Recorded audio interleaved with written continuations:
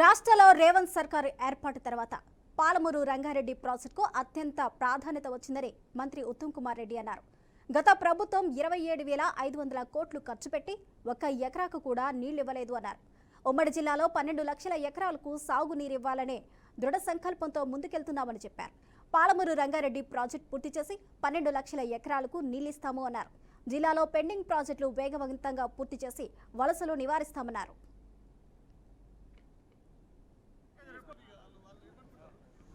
గత ప్రభుత్వం వేలకు కోట్లు ఖర్చు పెట్టి ఒక్కెకరా కూడా కొత్త కట్టి ఇవ్వలేదు. మేము ఆ పనులు చేపట్టి వేగవంతంగా ముందుకు తీసుకుపోతున్న విషయం కూడా మీకు ఒకసారి నేను మనవి చేస్తున్నా.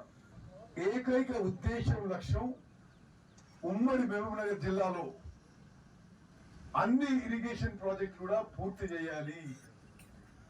ఎంత వేగవంతంగా అయితే అంత వేగవంతంగా, ఎంత నిధులు అవసరం ఉన్నా కేటాయిస్తాం, ఈ యొక్క ప్రాజెక్టులు పూర్తి చేస్తామని చెప్పి కూడా ఈ సభాముఖంగా నేను మీకు మనం చేస్తున్నాను.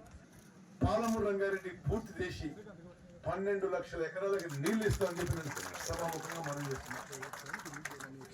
ఇది సమీక్షించి ఏ విధంగా ముందుకు పోవాలి, ఏ విధంగా వేగవంతంగా చేయాలి, ఏ విధంగా ముంపు గురవుతున్న గ్రామస్తులకు న్యాయం చేయాలనే ఉద్దేశంతో ఈ రోజు పర్యటన కూడా చెప్పి మనం చేస్తున్నాం.